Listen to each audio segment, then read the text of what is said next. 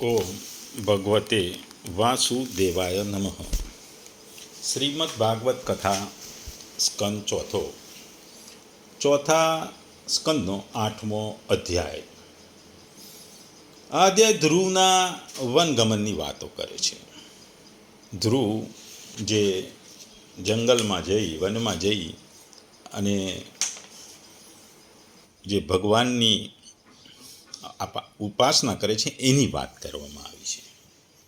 અત્યાર સુધી આપણે સતીની વાતો જોઈ. આપણને મનમાં થાય કે સતી જે શંકરજીની પત્ની મહાદેવની પત્ની હોય છતાંય એમનામાં દુર્બુદ્ધિ કેમ સૂજી કે એ યજ્ઞમાં જવા ગયા, અને આનો જવાબ વિદ્વાનોમાં જુદો જુદો છે. પણ રામાયણમાં એક કથા મળે છે. રામાયણમાં એવી કથા છે કે જ્યારે રામચંદ્રજી પિતાના વચનને અનુસરવા જંગલમાં ગયા, 12 વર્ષના વનવાસ માટે ગયા, ત્યારે પંચવટીમાંથી રાવણે સીતાજીનું અપહરણ કર્યું. એટલે રામચંદ્ર વ્યાકુળ થઈ ગયા. આમ તેમ ફરતા હતા એ જંગલમાં સીતાજીની શોધ કરી રહ્યા હતા. એ સમયે સતી અને શંકર અગસ્ત્ય મુનિના આશ્રમથી કૈલાસ તરફ જઈ રહ્યા હતા. કૈલાસ તરફ જઈ રહ્યા હતા એટલે સતી અને શંકર કૈલાસ તરફ જઈ રહ્યા હતા એટલે શંકરજીએ રામચંદ્રજીને જોયા અને પછી એમણે નમસ્કાર કર્યા. એટલે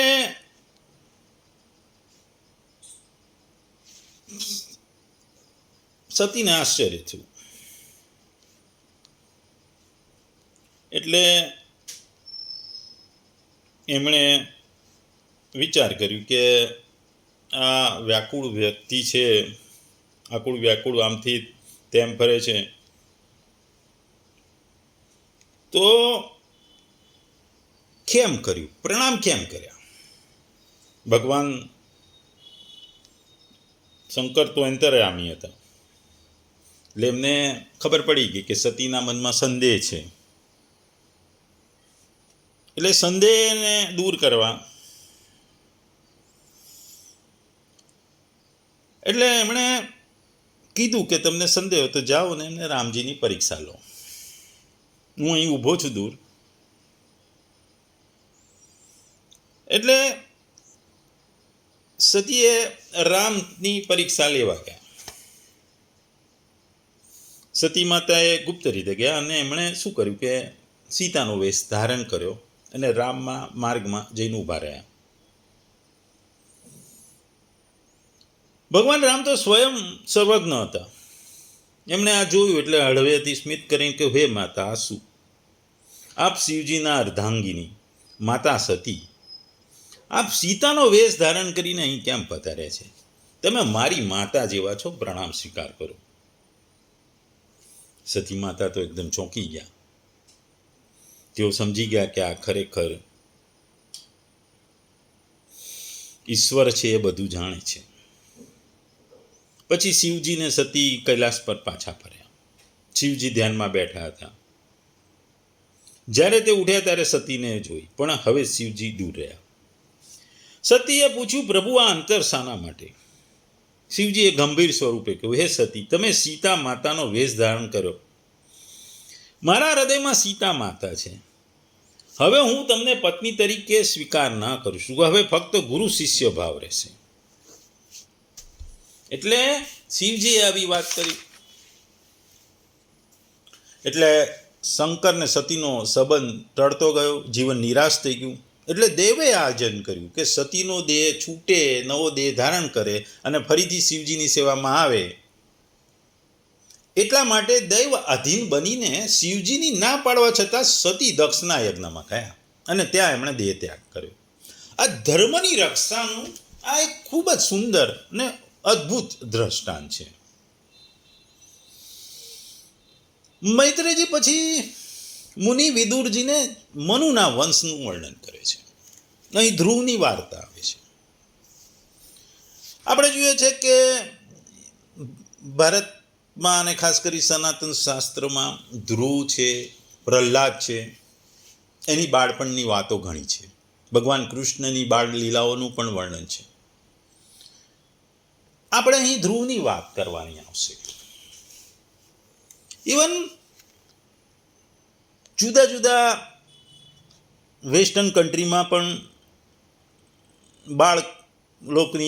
બાળકોની વાત આવે છે. એમાં એક સિન્ડ્રેલા નામની વસ્તુની વાત છે. સિન્ડ્રેલા એક સાદી સીધી છોકરી હતી. એની માતા વહેલી મરી જાય છે. એના પિતાએ બીજા લગ્ન કર્યા.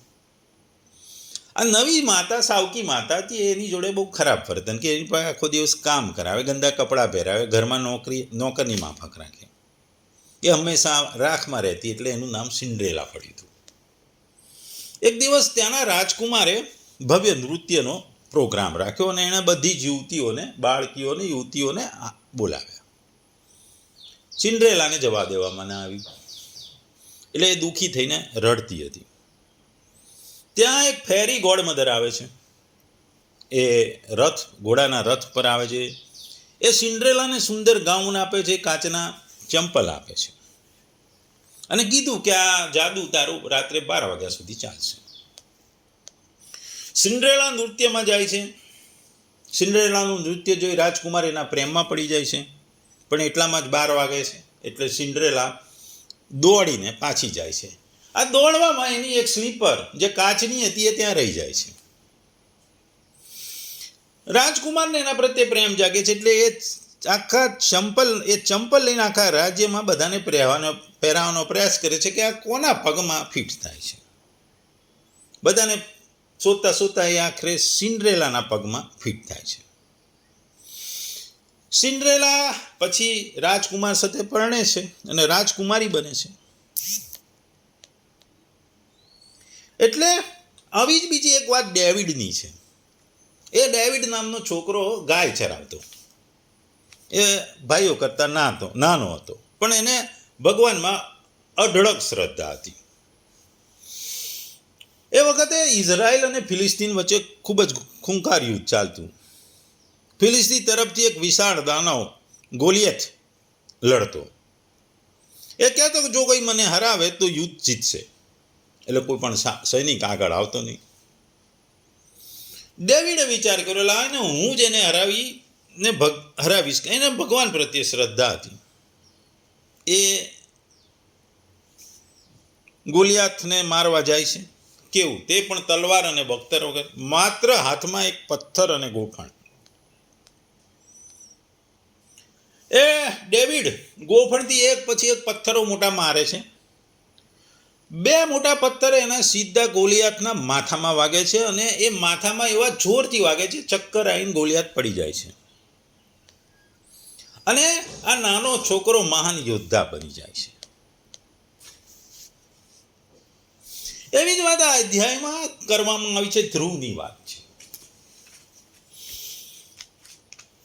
મૈત્રેયજી જ્યારે વિદુરજીને આ કથા સંભળાવતા હતા, ત્યારે વિદુરજીને કહે છે કે સનકાદી ઋષિઓ નારદ, ઋભુ, હંસ, અરુધિ અને યતિ બ્રહ્માજીના બ્રહ્મચારી પુત્રો હતા ને એમણે ગૃહસ્થાશ્રમમાં પ્રવેશ ના કર્યો, એટલે એમને કોઈ સંતાન નહોતું. અધર્મ પણ બ્રહ્માજીનો એ પુત્ર હતો. એની પત્નીનું નામ મૃષા હતું. તેને દંભ નામનો પુત્ર, એ માયા નામની પુત્રી થયા. એ બંનેને નિવૃત્તિ લઈ ગયો, કારણ કે એને કોઈ સંતાન નહોતું.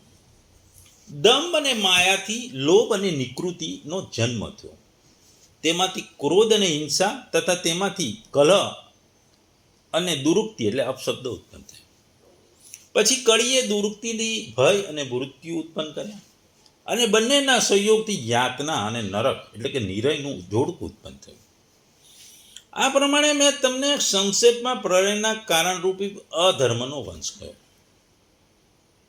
હવે હું તમને શ્રી હરિના અંશ, બ્રહ્માજીના અંશથી ઉત્પન્ન થયેલા મહારાજ સ્વયંભૂના મનુના પુત્રોનું વર્ણન કરું. મહારાણી શતરૂપા અને તેમના પતિ સ્વયંભૂ મનુથી પ્રિયવ્રત અને ઉતાનપાદ આ 2 પુત્રો થયા. ભગવાન વાસુદેવની કલાથી ઉત્પન્ન થયેલા કારણે એ બંને સંસારનું રક્ષણ કરવામાં હંમેશા તત્પર હતા. ઉત્તનપાદને 2 પત્ની હતી. ઉત્તનપાદ નામ બહુ અર્થવાળો છે. ઉત્તનપાદનો અર્થ થાય છે છીછરા આચરણવાળો. ઉત્તાન એટલે બહુ ઊંડો નહીં, પણ છીછરો. આગળ પ્રિયવ્રતની કથા આવશે. પ્રિયવ્રતની એટલે કે જે વૃત્તિ સ્થિર છે એવો, છીછરાને બહુ વિચારવાન ના હોય. ધર્મચરણમાં પણ આવી ઉત્તાન વૃત્તિવાળા લોકો હોય તે છીછર વેરા કરે છે. એ લોકો વિચારે આ રોજને રોજ શું પૂજા પાઠ કરવું, શ્રાવણ માસમાં શિવજીને યાદ ના કરે, આસુમાં દેવીને ના પધરાય, ભાદરવામાં પિતૃને ના વિચારે. આવા બધા વિચારો વગરના માણસ હોય. ધર્મ પ્રત્યે શ્રદ્ધા ના હોય, વ્યવહાર ના હોય, ધાર્મિક વૃત્તિ પણ ઈચ્છા ના હોય. બસ એને ખાવું પીવું અને ભોગમાં ઈચ્છા હોય. આ રાજા ઉત્તનપાદની રાણીઓ હોય છે. રાણીઓના નામ પણ બહુ સૂચક છે. તમે નામ ઉપરથી એનું તમે જાણી શકશો. સુરુચિ, સૌંદર્ય ઘણું, પણ સદગુણ એકે નહીં. આપણે વાત કરીએ એમ જે છીછરા વૃત્તિવાળો હોય એ ભોગનો આસક્ત હોય, એટલે રાજા સૌંદર્યનો આસક્ત બન્યો. એટલે એની બીજી રાણી સુનીતિ, જે નીતિ પ્રમાણે ચાલે, એને અન્યાય કરે. સુરુચિ એટલે વાસના, રુચિ એટલે મનની ઈચ્છા. ઈચ્છાઓ પૂર્ણ કરવા મનુષ્ય બધું કરે. ધર્મને ભૂલે, નીતિને પણ ભૂલી જાય.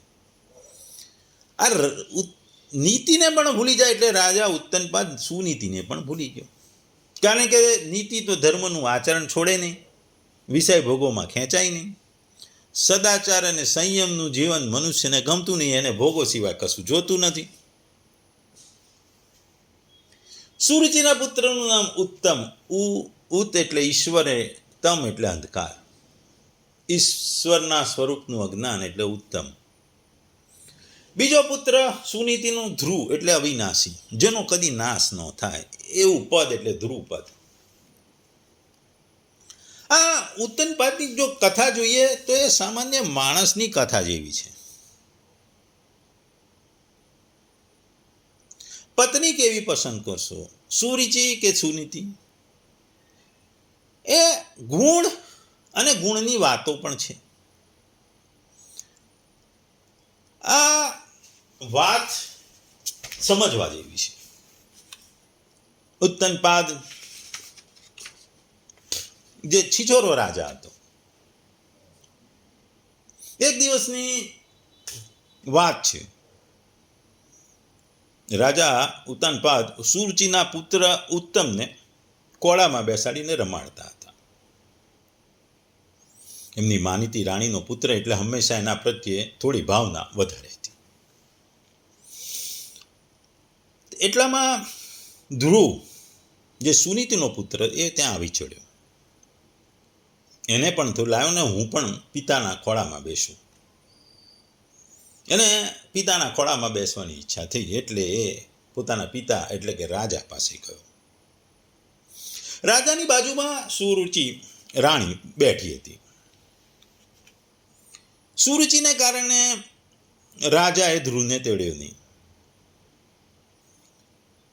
સામાન્ય રીતે શું હોય કે પુત્રને, નાના પુત્ર હોય અને પિતા ઉચકીને પોતાના ખોળામાં બેસાડે. પણ અહીં સુરુચિ બાજુમાં બેસી હતી, એની બીકથી રાજાએ ધ્રુવને તેડ્યો નહીં અને પોતાના ખોળામાં બેસાડ્યો નહીં. એટલે ધ્રુવને પોતાની ઈચ્છા પૂરી કરવા રાજાના ખોળામાં ચડવા લાગ્યો. આ વસ્તુ જોઈ બાજુમાં બેઠેલી સુરુચિ ગુસ્સામાં આવી ગઈ અને ગુસ્સામાં ધમકાવતા સ્વરમાં એણે ધ્રુવને કીધું કે તું રાજાના ખોળામાં બેસવાને લાયક નથી. તું રાજાનો તો પુત્ર છે પણ મારો પુત્ર નથી. તને રાજાના ખોળામાં બેસવાનો ઈચ્છા થાય, મનોરથ થાય, ઈચ્છા હોય તો તું તપ કરવા જા અને મારા પુત્ર તરીકે નવો જન્મ લે તો રાજા તને ખોળામાં બેસાડશે. સાવકી માતાના આવા તીવ્ર કઠોર વચનો સાંભળી બાળક તો હબકાઈ ગયું, કંઈ બોલ્યો નહીં, આઘાત લાગ્યો. એના શબ્દો સાંભળ્યા પછી જે આઘાત હોય છતાં એને પોતાના પિતા તરફથી કંઈ બોલશે એવી આશાથી એને પિતા સામે પણ જોયું. પિતા પણ કંઈ બોલ્યા નહીં. આપણે જાણીએ છીએ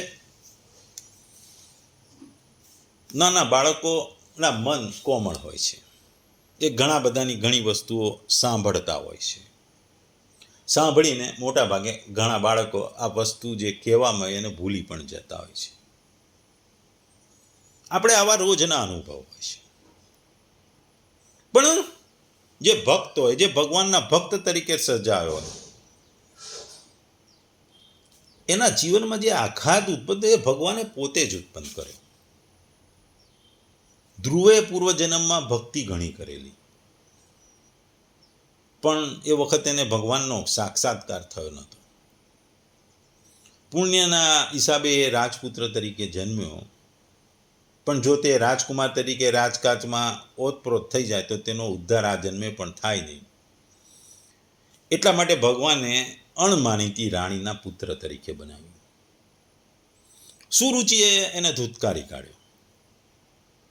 એટલે એ ધૂતકારની આઘાતમાં એ ભગવાન તરફ પડ્યો. આપણે જાણીએ છીએ કે નરસિંહ મહેતા આપણા એક મહાન જે ભજનોના રચયિતા, ભગવાન કૃષ્ણના ભજનોની જે એમની છે એ આપણે આજે પણ લોકમુખે ગવાય છે. એમને પણ આવું જ બન્યું હતું. એમને એમના ભાભીએ વાઘબાણ કીધા હતા. આ વાઘબાણ એટલા બધા હતા કે નરસિંહ મહેતાના હૈયામાં ઉતરી ગયા હતા, અને હૈયામાં એટલા બધા ઉતરી ગયા એટલે એ ઘર બહાર છોડીને વનમાં ચાલી નીકળ્યા હતા. એટલે ભગવાન જ ભક્તોને ઉપકાર કરવા માટે એમનું અપમાન કરાવી આઘાત આપે છે, અને એ પછી જે ભક્તિ તરફ પડે છે ને, એ જે ભક્તિ તરફ પડે છે એ આ ભક્તિ આઘાતમાંથી જે ભક્તિના માર્ગ અપનાવે છે, માર્ગ સમાજને બહુ જ જરૂરી હોય છે અને એ ચીંધે છે. આપણે તો જાણીએ છીએ કે ભગવાન વગર પાંદડું પણ હલતું નથી, પણ આ ભગવાનની જ લીલા છે કે જે ભક્તોને આઘાત આપે છે ને હવે ભક્ત એ ભગવાનમય થઈને પછી આગળની જિંદગી બતાવે છે. અને આ ભક્ત પ્રહલાદ છે, નરસિંહ મહેતા, મીરાબાઈ, આ બધાના આપણે ઉદાહરણો જોઈએ છીએ કે ભક્તિના એ અતૂટ સાગરમાં ડૂબી જાય છે. અને આજે બી આપણે ભગવાનના ભક્તોમાં આ બધાના નામ લઈએ છીએ. એ જે ઉત્તનપાદની ખોળામાં બેસવાની ધ્રુવના પ્રયાસ નિષ્ફળ થઈ ગયા, અને માતાએ એમને સુરુચિએ જે તીખા વેણ કીધા, કઠોર વચનો કયા, એ સાંભળી ધ્રુવ નિરાશ થઈ ગયો. ધ્રુવ રડવા લાગ્યો. રડતો રડતો ધ્રુવ પોતાની માતા પાસે ગયો. સુનીતિએ બાળકને રડતો જોઈ એણે પોતાને પ્રેમપૂર્વક એને પોતાના ખોળામાં બેસાડ્યો અને પછી એના આંસુ લૂછ્યા. આંસુ લૂછતા લૂછતા એણે ધ્રુવને પૂછ્યું કે ભાઈ તું કેમ રડે છે? તારું રડવાનું કારણ શું છે? ધ્રુવ કંઈ બોલ્યો નહીં. એણે પોતાના પિતાની કે સાવકી માની કોઈ ફરિયાદ કરી નહીં. પણ એક દાસીએ આ ઘટના જોઈ હતી. ઘટનાની સાક્ષીએ દાસીએ સુનીતિને બધી વાત કહી. એણે સુનીતિને વિસ્તારમાં જે ઘટના બની એની તમામ વાતો એને કીધી. આ વાતો સાંભળી સુનીતિને પણ ખૂબ દુઃખ થયું. એને એમ થયું કે રાજાના 2 પુત્રો છે છતાંય આવું વર્તન કેમ? એ રડવા લાગી. એને દુઃખ થયું એટલે એના આંખમાં આંસુ આવી ગયા. ઊંડો નિશાસો નાખીને પછી એણે કીધું, હે પુત્ર, તું મનમાં આનું કોઈ દુઃખ લાવીશ નહીં. સૂર્યે એને કીધું છે સત્ય છે, હું જ અભાગીણી છું કે રાજા મારો તિરસ્કાર કર્યો છે. જો તારે ઉત્તમની માફક રાજ સિંહાસન પર બેસવા ઈચ્છતો હોય તો તું ભગવાનના ચરણ કમળનું આરાધન કર. એ પરમાત્માના ચરણ સેવીને જ બ્રહ્મદેવે પરમેષ્ટિ પરત પ્રાપ્ત કર્યું છે. તારા દાદા મહારાજ મનુએ પણ ઘણા યજ્ઞો કરી તેમનું યજન કર્યું છે અને પૃથ્વીનું એમણે રાજ મેળવ્યું છે. માટે હે વત્સ, તું પ્રભુને શરણે જા. એ ભગવાન ભક્ત વત્સલ છે. તું ભગવાનને મનમાં સ્થાપી એમનું ભજન કર. તારા દુઃખોનો નાશ કરવાની શક્તિ એ કમળ નેત્ર ભગવાન સિવાય કોઈનામાં નથી.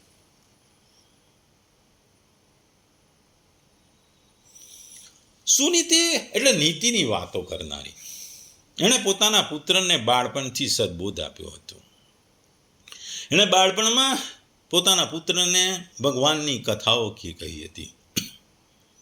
એણે પોતાના બાળપુત્રમાં એણે બાળકૃષ્ણ જોયા હતા. બાળક તો નિર્દોષ છે અને જેવું જુએ એવું કરે, જેવું સાંભળ્યું તેવું બોલે.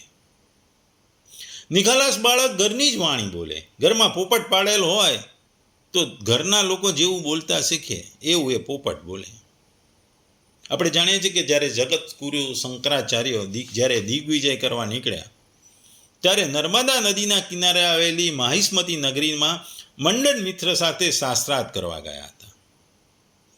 નદીમાં સ્નાન કરી પરવારી પાણી ભરતી પાનેહારીઓને એમણે મંડન મિશ્રાનું ઘર ક્યાં આવ્યું તેમ પૂછ્યું અને પનિહારીઓએ સુંદર ભાષામાં એમને ઉત્તર આપ્યો હતો. જેના આંગણે ટાંગેલા પિંજરામાં બેઠેલો પોપટ મેના પણ વેદસ્વત પ્રમાણ છે, પરત પ્રમાણ છે, તેઓ વાત કરતા હોય છે તે મંડન મિશ્રાનું ઘર જાણો. પોપટ મેનાઓ પેઠે બાળકો પણ નાનપણથી સંસ્કારો ગ્રહણ કરે છે અને તે સંસ્કારના પાયા ઉપર ભાવિ જીવન ઘડાય છે. આપણે શ્રીમદ ભાગવત મહાત્માની કથામાં આત્મદેવ બ્રાહ્મણના પુત્ર ધુંધુકારી અને ગોકર્ણ જેવા ભાઈઓ જોયા. ધુંધુકારીમાં તેની માતાના ખરાબ સંસ્કારો આવ્યા હતા અને એ સંસ્કારોને કારણે ખરાબ રસ્તે ચડી ગયો હતો. અહીં માતા સુનીતિ જે નીતિવાળી છે એ માતા પોતાના પુત્રને બોધ આપે છે, પોતાના પુત્રને સાચો માર્ગ બતાવે છે. એટલે ધ્રુવના મનમાં માતાની આ વાતો ઠસી જાય છે. એટલે નગરમાંથી ચાલી નીકળે છે. હૃદય એનું ઘવાયેલું હોય છે પણ નિશ્ચય અડગ અને દ્રઢ છે. એને કોઈની બીક નથી, એની કોઈની બીક નથી. દ્રઢ સંકલ્પ, દ્રઢ નિશ્ચય, બસ ભગવાનને પામવાની ઈચ્છા એ નીકળી પડે. આ જતો તો ત્યારે એને રસ્તામાં નારદજી મળી ગયા. આપણે જાણી નારદજીથી કોઈ વાત છુપી હોય નહીં. આ ધ્રુવના ઈચ્છાઓ, એની મહેનત અને એ નીકળી પડ્યો એના નિશ્ચયને જોઈને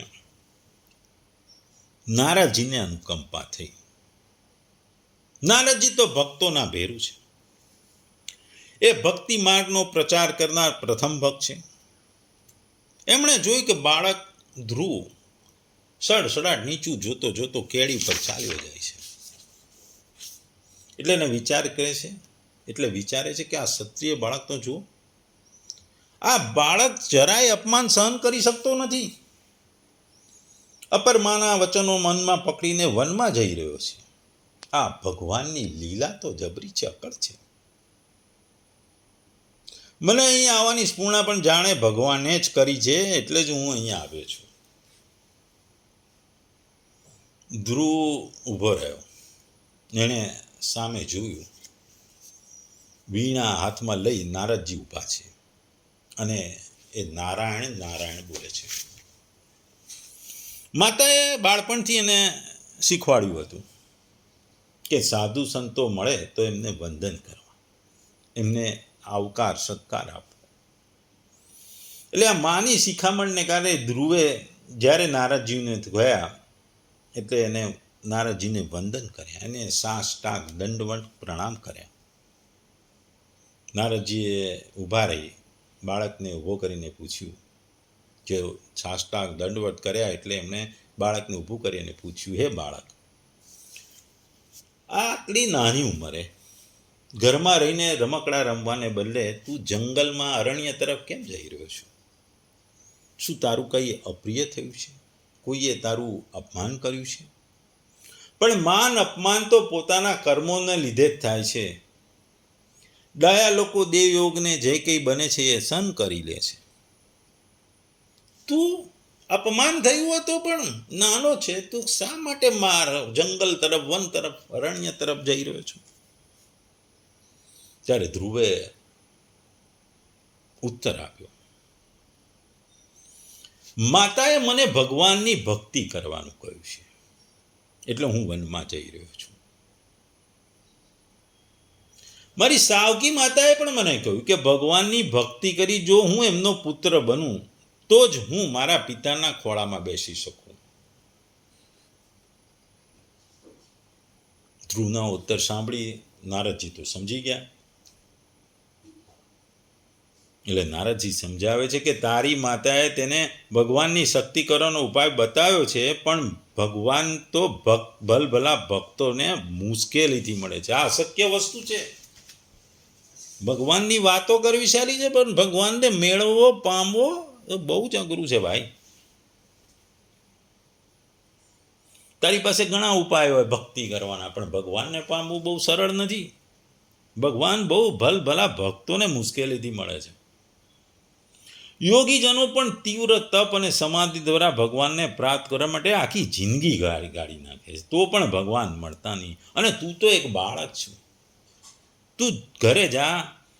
તારી ઉંમર આ ભક્તિ કરવાની નથી, ખેલવા કૂદવાની છે. જ્યારે તું મોટો થાય, વૃદ્ધ થાય, તો તું આ માર્ગે જરૂર આવજે. હું તને આ માર્ગ ઉપર તને લઈ જઈશ. ધ્રુવે નારદની આ વાત સાંભળી. એણે પાછા ફરવાની ના પાડી. એણે નિશ્ચય કર્યો હતો કે અર્થ સાધયામી દેહ પાતયામી વા. તે બોલ્યો, હું તો પાછો ફરીને શું કરું કે મારા હૃદયમાં પારકી માતાના વાઘમાં પૂછી ગયા છે. એ નીકળતા નથી. મારું હૃદય આ વસ્તુથી એટલું અશાંત છે, મને શાંતિની જરૂર છે, એટલે હું નીકળી પડ્યો છું. નારદજીએ તેને ધીરજ આપતા કહ્યું, હે સમજુ બાળક, માણસ જ્યારે સુખ દુઃખ આવે છે ત્યારે સુખ ભોગવવાથી તેનું પુણ્ય ઓછું થઈ જાય છે અને દુઃખ ભોગવવાથી પાપ ઘટે છે. માટે મનને શાંત રાખવું. અધિક ગુણવાનને જોઈ અદેખાઈ ન કરવી, પણ આનંદ પામવો. પોતાનાથી ઓછા ગુણવાળાને જોઈને તેનો તિરસ્કાર ન કરો, પણ એના પર દયા રાખવી. પોતાના સમાન પુરુષને જોઈ તેની સાથે મિત્રતા કરવાથી આમ કરતા દુઃખી થતો નથી. પતંજલિના યોગ દર્શનમાં આ જ સૂત્ર કહેવામાં આવ્યું છે. ભાગવતના 4થા અધ્યાયના 8મા અને 34મા શ્લોકમાં આ જ વસ્તુ છે. મૈત્રી, દયા, પ્રસન્નતા અને ઉપેક્ષાની ભાવનાઓ યોગીને કેળવવી આવશ્યક છે. સુખી લોકો સાથે મૈત્રી, દુઃખી પ્રત્યે દયા, પુણ્યશાળી જોઈને આનંદ પામવો અને પાપી જનોને જોઈ એમની ઉપેક્ષા કરવી. આ પ્રયોગ વડે મન પ્રસન્ન રહે છે. ધ્રુવને આવી સલાહ બીજી વખત મનુ મહારાજે આપી હતી. ધ્રુવની કથામાં આગળ આવશે કે યજ્ઞનો સંહાર કરનાર ધ્રુવને અટકાવવા તેના દાદા મનુ મહારાજ ત્યાં આવ્યા હતા. ત્યારે તેમણે કહ્યું હતું કે પ્રાણી માત્ર પર ક્ષમા, દયા, મિત્રતા અને સંભાવ રાખવાથી શરૂઆતમાં શ્રી ભગવાન પ્રસન્ન થાય છે. ધ્રુવે આ બધી વાત તો સાંભળી. પાછા ફરવાની એને વાત ગમી નહીં. એને નારદજી કહ્યું, હે દેવર્ષિ, આપની તો વાત સાચી છે, પણ મારો સ્વભાવ અને મેં પાછો ક્ષત્રિય સ્વભાવ છે, એટલે આ મારો ક્ષત્રિય સ્વભાવ છે. તેથી મારા જે વિધાયેલું છે, ઘાયલ થયેલું હૃદયમાં શાંતિ ટકતી નથી. મારી એવી ઈચ્છા છે કે મારા વડવાઓને અગર બીજા કોઈને આ સુધી પ્રાપ્ત ન થયું હોય તેવું ઊંચું સ્થાન મારે મેળવવું જોઈએ, મને પ્રાપ્ત થવું જોઈએ. આ સ્થાન મેળવવા મને આપ માર્ગ બતાવો. આપ તો વીણા ધારણ કરીને જગતનું કલ્યાણ કરવા માટે તમે બધે ફરો છો. તેમ મારી માતાએ પહેલા અમને કીધું કે નારદજી દુનિયાનું વીણા લઈને ફરે છે, એટલે આપ પણ મને આ માર્ગ બતાવો. બાળકના આવા સ્પષ્ટ અને નિર્દોષ વચન સાંભળી નારદજી તો ખુશ થઈ ગયા. એને બોલ્યા, હે ભાગ્યશાળી બાળક, તારી માતાએ તને બરાબર કહ્યું છે. તું વાસુદેવને ભગવાનના મનમાં મન રાખી તેમનું ભજન કર. મનુષ્યને માટે ધર્મ, અર્થ, કામ અને મોક્ષ આ 4 પુરુષાર્થ છે, અને તેને પ્રાપ્ત કરવા માટે આ એક જ સરળ માર્ગ છે. તારું કલ્યાણ થશે. તું યમુના નદીના તટ ઉપર મધુવન છે ત્યાં જા. ભગવાન શ્રીહરિ તે ક્ષેત્રમાં જ નિવાસ કરે છે અને ત્યાં તને જલ્દી દર્શન છે. હવે હું તને સમજાવું કે તું નિત્ય ભજન કરજે. તારે દરરોજ સવારે, બપોરે ને સાંજે એમ 3 વખત યમુનાના જળમાં સ્નાન કરવું. પછી દેવોને નમસ્કાર કરવા અને દ્રઢ આસન પર બેસી પ્રાણાયામ કરવા. પૂરક, રેચક અને કુંભક નામના 3 જાતના પ્રાણાયામ કરવાથી તારા મનના મેલ દૂર થશે, મન એકાગ્ર થશે અને તું સહેલાઈથી શ્રી હરિનું ધ્યાન કરી શકીશ. પછી નારદજી હરિનું સ્વરૂપ વર્ણન કરે છે અને કહે છે કે તું આ સ્વરૂપનું વર્ણન કરજો, તું ધ્યાનપૂર્વક સાંભળ. આવા સ્વરૂપવાળા શ્રી હરિ તારા હૃદયમાં ચિંતવન કરવાનું છે. શ્રી હરિ પ્રસન્ન મુખવાળા છે. તેમના નેત્રો સુંદર છે. નાસિકાને, ગાલ, ઘાટિકાને વર્ણ મેઘના જેવો શ્યામ છે. તેઓ વનમાળા ધારણ કરે છે. શંખ, ચક્ર, ગદા તથા કમળને 4 ભુજાઓને ધારણ કરે છે. મુકુટ, કુંડલ, બાજુબંધ અને કંકોળોના આભૂષણ ધારણ કરે છે. શ્રી હરિના કંઠમાં કૌસ્તુભ મણિ પ્રકાશે છે. પ્રભુ પીળું પિતાંબર પહેરે છે. તેના ઉપર સવર્ણ જ્યોતિત કંદોરો છે. મનબંધ હસતા શ્રી હરિ ભક્તો તરફ હંમેશા પ્રેમાળ દ્રષ્ટિએ જુએ છે. આવા શ્રી હરિના રૂપનું તું ધ્યાન ધરજે એટલે તારું મન શાંત અનુભવશે ને ભગવાનના સ્વરૂપ પણ તારા હૃદયમાં રહેશે. પછી કહે છે કે રાજપુત્ર, હું તને જપ કરવા એક મંત્ર આપું છું. એક ગૂઢ મંત્ર તને શીખવું છું. સાંભળ, બરાબર યાદ રાખી દેજે. યાદ મનમાં રાખી દે છે. ઓમ નમો ભગવતે વાસુદેવાય. આ 12 અક્ષરનો મંત્ર છે. મનને સ્થિર કરી આ મંત્રનો જાપ કરજે. પછી ત્યાં જે દ્રવ્ય મળે તેનાથી એમની પૂજા કરજે. પાણી છે, ફૂલ, ફળ, પાંદડા, દર્ભ, દુવા, તુલસી, ભોજપત્ર વગેરે મળશે, એ તેનાથી પૂજા કરશે. મૂર્તિની જરૂર નથી. તારા હૃદયમાં શ્રી હરિનું સ્વરૂપ દેખાય તેની પૂજા કરશે. ફળ ફૂલનો મિતહાર કરીને રહેજે. મન, વચન અને કર્મથી નિષ્કપટ થઈને મંત્ર મૂર્તિ હૃદયમાં સ્થાપી હોય એનું ભજન કરજે. શ્રી હરિ તને ફળ આપશે, ઈચ્છિત ફળ આપશે. નારદજી આ રીતે ધ્રુવના ગુરુ બન્યા. એમણે ભક્તિ કરવાની વિધિ સમજાવી, મંત્રે મોડે કરાવ્યો અને આશીર્વાદ આપ્યા. ધ્રુવ સુનીતિનો પુત્ર એટલે એને ધ્રુવે એમની પ્રદક્ષિણા કરી. નારદજીએ જે દિશામાં મધુવન બતાવ્યું તે તરફ ચાલવા લાગ્યો અને મોડા હોઠ ઉપર આ મંત્રનું જાપ કરતો રટણ કરી રહ્યો હતો. આપણે જાણીએ છીએ કે મધુવનમાં ભગવાન અખંડ બિરાજ છે. ભાગવતમાં આવા કેટલાય સ્થળો આવે છે કે જ્યાં ભગવાન વિરાજે છે. કાવેરી કાંઠે શ્રીરંગમમાં, કન્યાકુમારી પાસે અનંતશયનમાં, સૌરાષ્ટ્રમાં દ્વારકામાં ભગવાન અખંડ બિરાજે છે. મધુવનની પેટે યમુના ગ્રોદે વૃંદાવન ધામમાં ભગવાનનો અખંડ વાસ છે. ત્યાં સેવાકુંજ પણ છે. તેમાં શ્રી કૃષ્ણ રાધાની નિત્ય રાસલીલા થાય છે. એટલે સાયકાળે સમયે પક્ષીઓ પણ ત્યાં પોતપોતાના સ્થાને જાય છે. એટલે આ વાત ઘણી જાણવા જેવી છે. બાળકની ઈચ્છા એ હૃદયમાં જે એની માતાના શબ્દોથી જે એને હૃદયમાં જે દ્વેષ હતો એને એ દ્વેષને દૂર કરવાને એને માતાની ઈચ્છા જ કે માતાએ કીધું કે પ્રભુને પામ એટલે માટે નીકળી જ